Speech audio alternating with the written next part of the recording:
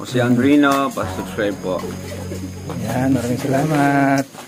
Ayun, mapagpalang araw mga Kalingap. Ito po, kasama natin si Kalingap Jose. Suportahan po natin ang kanyang YouTube channel. Katu-katuwang po yun ni Kuya Bal Santos Matubang sa kanyang Kalingap Proud. Maraming salamat po sa inyo. God bless po. Thank you, Kuya July. Maraming salamat po.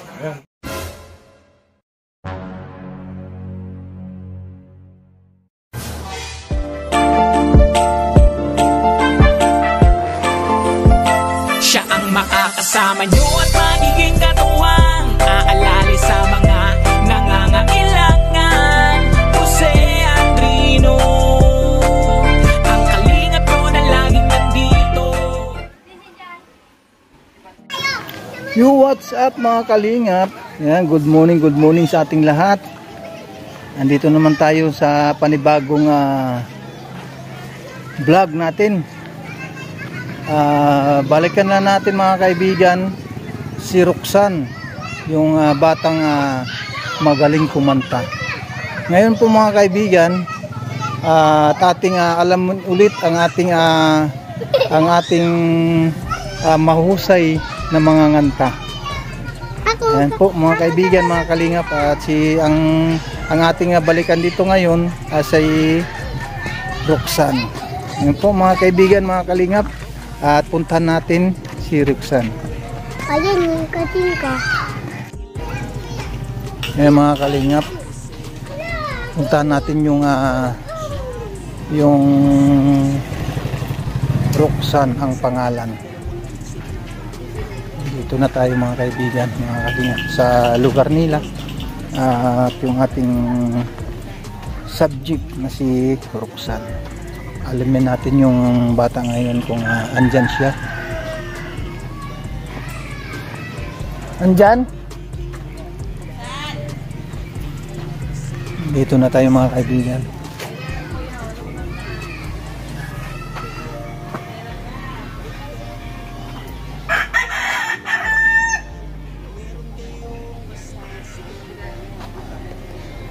Andito pala mga kaibigan, no? Si Ate Roxanne. Sexy no? Ano ang ginagawa mo? Wala po, nagwawalis po. Nagwawalis?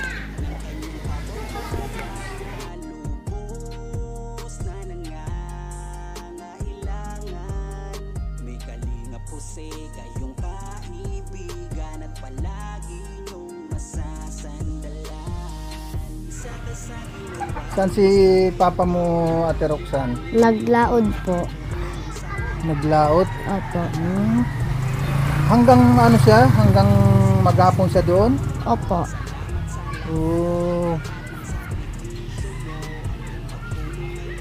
Dito anong ginagawa naman? Wala po, naayos ko lang po dito. Nagwalis ka kada ay kanina sabi ng mama mo. Kumusta naman yung pag-aaral mo? Okay lang po. Nakapag-aral ka naman? Opo. Pagigihin lang pag-aaral kasi malapit ka ng makagraduate ngayon sa grade 6, no? Opo. Ano ang pangarap mo pag halimbawa ikay tumungtong sa ano? Sa halimbawa, sa bagay, bata ka pa naman ngayon.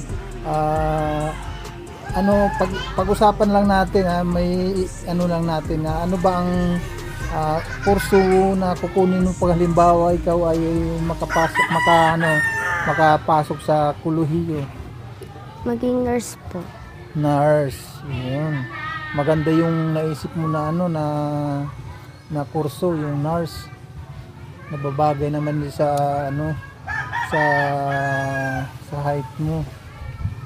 Ano ba yung yung papa mo parang ano ka eh? It is so a beautiful melody when the nights are long. There is no guarantee that this life is easy.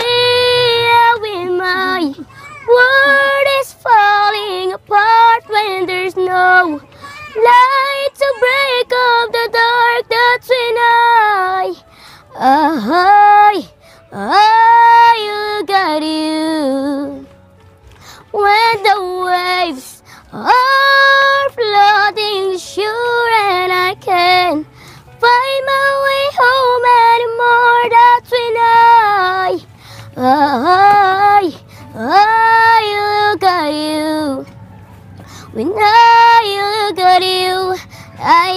forgiveness. I see the truth.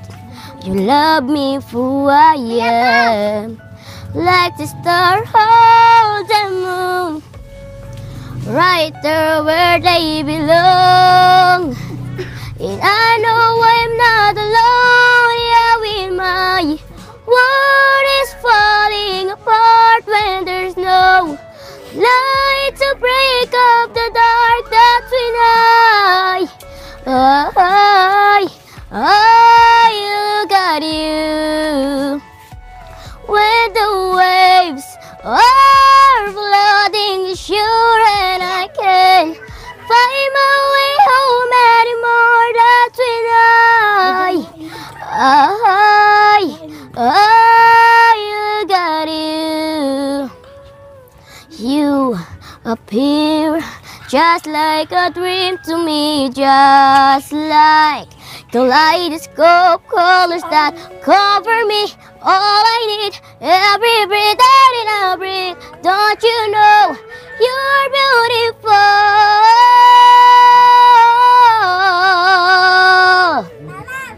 Yeah, when the waves are flooding the shore and I can't find my way home anymore, that's when you got you. You got you. Yeah, whoa. You appear just like a dream to me. Ang galing. Paano ka ba natutong kumanta, Ate Roxanne? Bakit yung boses mo talagang buong buo? Tituruan po ako ni ate ko po. Ng ate mo? Opo, yung pinsan ko po. Yung pinsan mo. Kumakanta din yung pinsan mo na yun. Opo. Ang galing ang galing ng kanta mo. Magaling yung ate mo, yung pinsan mo na magturo ng pagkanta. Malayo ang marating mo sa yung sa ginagawa mo ngayon, kagaya sa pagkakanta. Maraming tatanggap siyo na na halimbawa sa banda aral, importante ang pag-aaral din. Okay, Opo. Kaya kailangan talaga nating pag-igihin lang yung pag-aaral. Dahil pagdating ng panahon, halimbawa na ikaw ay magkapamilya, magiging proud ang yung magiging anak mo sa yung ipapakita na na boses. So paano, Ate Roxanne? Ako muna aalis para at mayroon pa kasi akong ibang pupuntahan na tutulungan din. Basta ang gawin mo, pag-igihin na lang yun yung pagkanta mo para yung mama mo at yung papa mo, pag nakita nila pagdating ng araw, magiging proud sila sa iyo. Lalo pag kumakanta ka ba si halimbawa pwede ka naman kumanta sa sa amateur. The Voice Team. Oo. The Voice. Pwede kang sumali sa mga amateur. The Voice Team. Kaya kailangan halimbawa mayroong dito sa sa barangay na ito, o halimbawa mayroong pa-amateur sa mga kabataan o mga matatanda, baka pwede kang sumali noon. Wala bang dito? Wala bang amateur dito sa Barangay Ugod? Dati po. Ha? Yung dati pa po. Dati mayroon. Nasali po ako nung piyesta. Opo.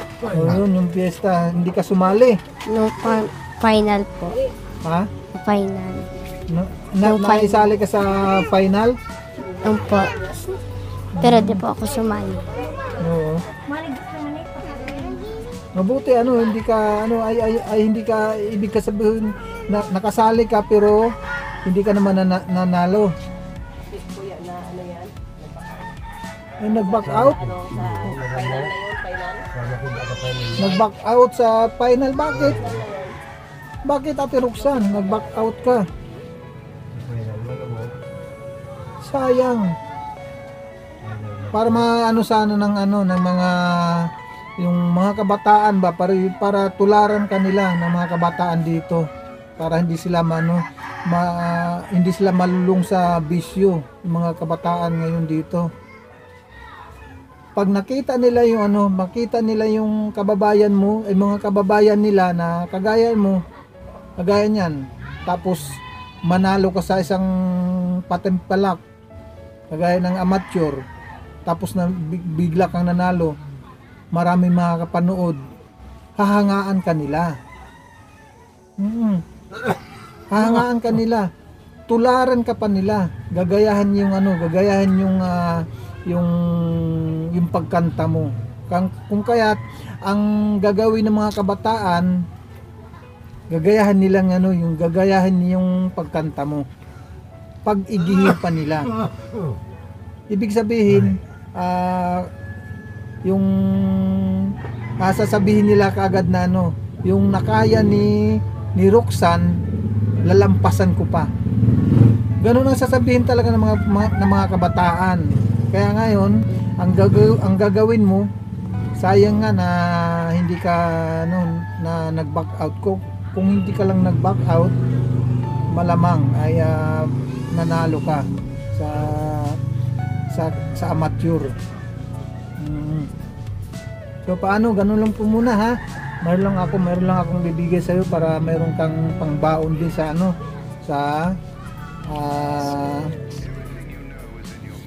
Lunes ito 200. Salamat po. Okay. Sige Roxanne maraming salamat din at pinarinig mo sa akin yung kanta. Ano yung kanta yun? When I Look at You. When I Look at You. Ayun. Yan. Sige po. Okay.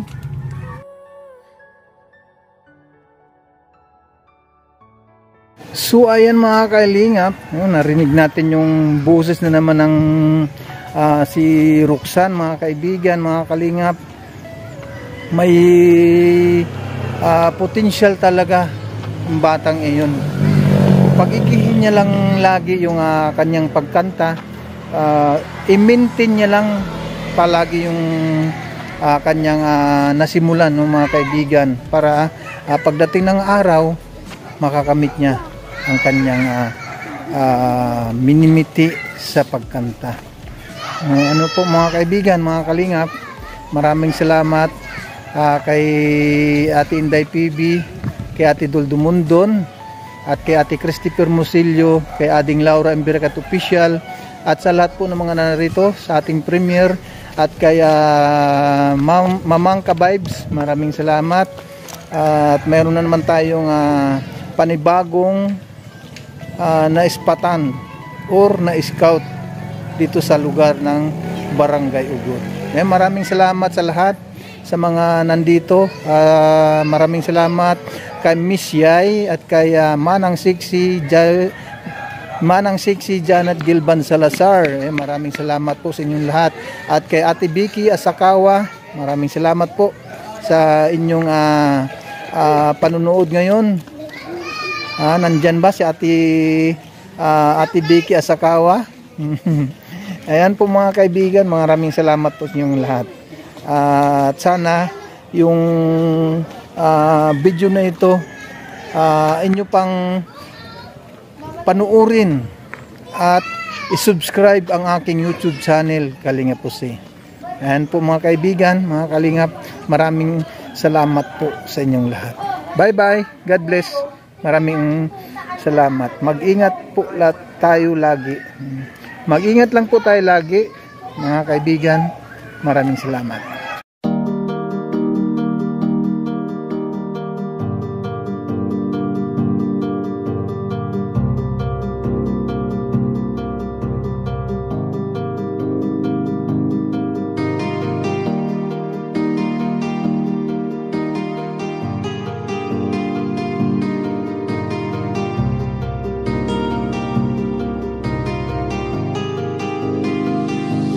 sa inyo, lagi nandyan siya at mag-aabot ng pag-asa. Kahit gaano kahirap kakayanin para lang makapagpasaya ng kanyang kababayan na lubos na nangangailangan. May Kalingap Jose kayong kaibigan at palagi niyong masasandalan. Ni minsan di nagdalawang isip na tumulong, kung kinakailangan nandyan siya at hindi umuurong. Basta para sa inyo kahit maputik ang daan, hindi niya alintana para lang makapaglaan at makapagpasaya ng mga taong nalulumbay. Nandyan siya at magbibigay ng kulay. May Kalingap Jose kayong masasandalan at kayo ay tutulungan. Kaya huwag kang mag-aalala, meron kayong masasandalan. Siya si Kalingap. Para sa inyo, lagi nandyan siya at mag-aabot ng pag-asa. Kahit gaano kahirap kakayanin para lang makapagpasaya ng kanyang kababayan na lubos na nangangailangan. May Kalingap Jose kayong kaibigan at palagi niyong masasandalan. Isa ka sa ginawang instrumento ng ating Panginoon upang tumulong sa mga